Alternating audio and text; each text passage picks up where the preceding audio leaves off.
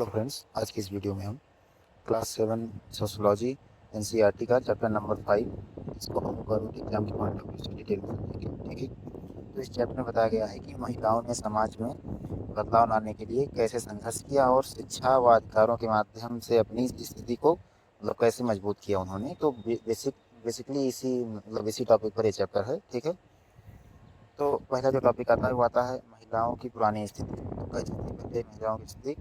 पहले महिलाओं को कम अधिकार मिलते थे, शिक्षा और के अवसर बहुत कम थे, समाज में भेदभाव काफ़ी ज़्यादा होता था। ठीक है, उसके बाद आता है शिक्षा का महत्व। तो शिक्षा से महिलाओं को आत्मविश्वास मिला, वे अपने अधिकारों के प्रति जागरूक हो गई। शिक्षा महिलाओं की स्थिति बदलने का सबसे बड़ा माध्यम बन गया है। ठीक है, उसके बाद आता है पहला सावित्रीबाई फुले का योगदान। तो सावित्रीबाई फुले कौन थी? भारत की पहली महिला शिक्षिकाओं में से एक थी। लड़कियों की शिक्षा के लिए उन्होंने बहुत काम किया था, समाज के विरोध का सामना भी उन्होंने काफ़ी किया था। ठीक है, उसके बाद फिर दूसरे आती हैं रुकैया सखावत हुसैन।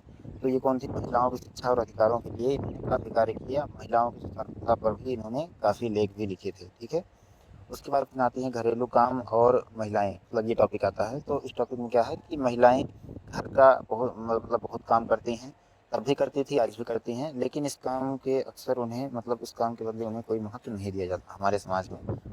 ठीक है, वैसे माना जाता है कि ये काम बहुत आम है, जो कि ऐसा नहीं मानना चाहिए, उसको भी बराबर महत्व देना चाहिए हमें। फिर अगला टॉपिक आता है महिलाओं के अधिकार। तो कौन कौन से अधिकार हैं? पहला शिक्षा का अधिकार उनको मिलना चाहिए, समानता का अधिकार मिलना चाहिए और सम्मान और स्वतंत्रता भी उनको बराबर में मिलना चाहिए। ठीक है, उसके बाद आते हैं समाज में बदलाव।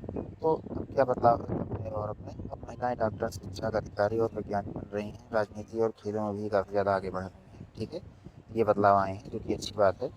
फिर चुनौतियाँ क्या हैं? अभी भी भेदभाव, कम शिक्षा, घरेलू जिम्मेदारियों का बोझ। तो ये सब अभी भी उनके ये चुनौतियाँ हैं, जो कि धीरे धीरे जो है हमारा समाज जो है सही हो जाएगा, तो बदलाव काफ़ी ज़्यादा हो जाएंगे। ठीक है, फिर उसके बाद आते हैं समानता का महत्व। तो क्या महत्व होगा अगर समानता रहेगी? तो महिलाओं और पुरुषों को समान अवसर मिलने चाहिए, मिलेगा जो कि, तो ये महत्व होगा। इससे समाज और देश का विकास होगा। ठीक है, उसके बाद आता है इस चैप्टर का मुख्य रूप से क्या संदेश है? तो महिलाओं ने संघर्ष करके समाज को बदला, इस बात को बताता है चैप्टर। और शिक्षा और समानता बहुत जरूरी है, इसको भी यह चैप्टर सिद्ध करता है। ठीक है, उसके बाद इस चैप्टर के इंपॉर्टेंट पॉइंट जिनको आप विशेष रूप से याद रखना है। ठीक है, जैसे कि महिलाओं को पहले शिक्षा और के समान अवसर कम मिलते थे। सावित्रीबाई फुले ने लड़कियों की शिक्षा के लिए काफ़ी काम किया। महिलाओं के घरेलू काम को अक्सर महत्व नहीं दिया जाता था। समानता और शिक्षा समाज के विकास के लिए ज़रूरी है। ठीक है, फिर इस चैप्टर से इम्पोर्टेंट शब्द जिनको आप अगर इन चैप्टर से रिलेट करके याद रखेंगे, तो आपको चैप्टर को याद करने में और आसानी होगी। जैसे समानता हो गया, शिक्षा हो गया, अधिकार, महिला सशक्तिकरण हो गया।